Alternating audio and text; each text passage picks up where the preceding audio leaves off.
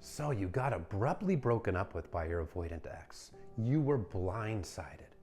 You were given nothing but vague excuses as to why the relationship needed to end. And they told you that they needed time and space to heal, and they just weren't ready for a relationship right now.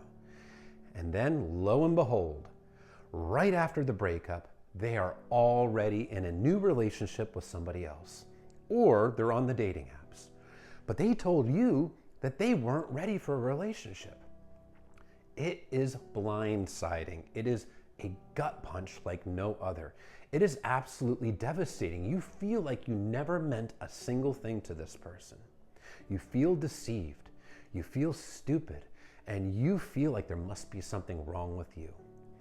Well, none of that is the case. The reality is, you are dealing with a person who is very insecure, has a lack of self-worth and a very low self-esteem.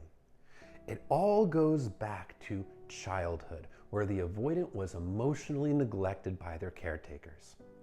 This led them to believe that they were unlovable, and they carry this through to adulthood, that they are unlovable people. So they build this castle wall around their heart. And they fear if you get in, if you get to the other side of that castle wall and into their heart, you will figure out that the avoidant is in fact unlovable, and you will reject and abandon them. That's why they push healthy partners away, because healthy behaviors are what trigger their fears. Because the person that shows them love, the person that shows them consistency, love, and intimacy, that's the person that they feel is too good for them, and it's inevitable that this person is going to reject and abandon them because the avoidant isn't good enough. They're going to disappoint you, you're going to reject them. So they push healthy partners away. But this is a very, very insecure person that does not know how to internally validate themselves. So they seek self-soothing, which is to hop right into a new relationship, get that dopamine, get that validation. They don't know how to internally validate themselves. They need that external validation. And the infatuation phase of a new relationship, before the relationship gets real, that gives them that validation. It helps them feel wanted. The dopamine, it temporarily numbs the pain, helps them avoid the painful emotions that they don't want to face. It helps them feel better about themselves, albeit only temporarily.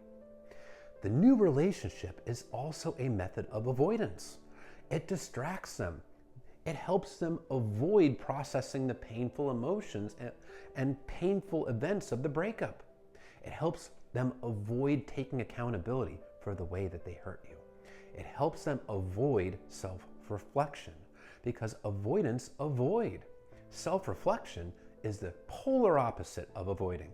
When you self-reflect, you have to actually reflect on your feelings, your fears, face your feelings and fears, dig deep within yourself and see what causes these feelings. Reflect on your behaviors and how it impacts others. See where you've gone right, see where you've gone wrong, take accountability. That is all very painful stuff, and avoidants avoid that. That's why they're called avoidant. They avoid processing painful emotions. They avoid confronting things that they don't want to deal with. So when their fears are triggered, they find ways to escape and avoid having to confront the problem. So when their fears of emotional intimacy are triggered, they push a healthy partner away. And they will give very vague excuses as to why they have to do so. But these vague excuses are given because they don't self-reflect on their own feelings and fears, and they don't self-reflect on their attachment wounds or their behaviors. But once that discard is done, this is a person that doesn't know how to internally validate themselves. They're not feeling good about themselves, so they seek that validation through a new partner. If you look at the dating history of many avoidants, they often have a string of very short-term relationships. Every time the relationship gets real, they shut down and push that person away and hop on to the next relationship. This is called monkey branching. When a monkey swings through the trees, they don't let go of the previous limb until they have a new limb in hand. It's a metaphor for serial dating. And many avoidants are serial daters. Not all of them are, but many of them are.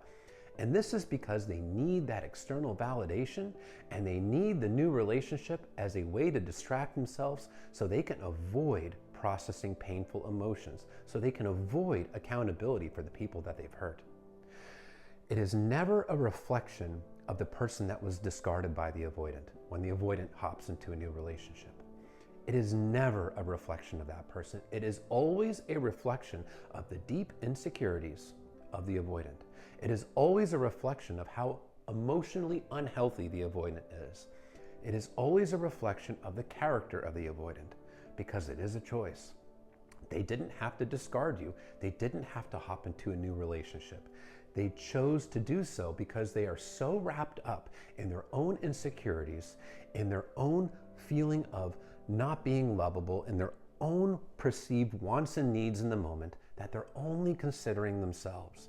They're only considering what benefits them. They're not considering the impact that this has on the person that they just broke up with. They're not considering that at all. They're only thinking of themselves. This behavior is inherently selfish. It is hurtful, but it's not a reflection of you. It doesn't mean that you weren't good enough for this person. Usually, in most cases, the avoidant discards a partner that they feel is too good for them, and that being heartbroken is inevitable for the avoidant, so they push the other person away to prevent their own heart from getting broken, to keep that person on the other side of the castle wall. Be kind to yourself. You didn't cause this. Ask yourself, is this what a healthy person does? Does a healthy person break up with somebody, tell them that they're not ready for a relationship, and then immediately hop into a new relationship or back on the dating apps? It's not what emotionally healthy people do. It is, however, what deeply insecure people that have low self-esteem do. So remember that, and don't blame yourself. Because when you blame yourself, you're prolonging your pain and you're pushing yourself into anxiety. Practice self-compassion. You didn't deserve what happened to you. You gave this person your all. You gave them your love, your time, your energy, your commitment, and you do deserve the same in return. You deserve somebody that wouldn't blindside you, break your heart, give you very little explanation as to why, and then jumps immediately into a new relationship. You don't deserve that. Don't sell yourself short. Know your worth.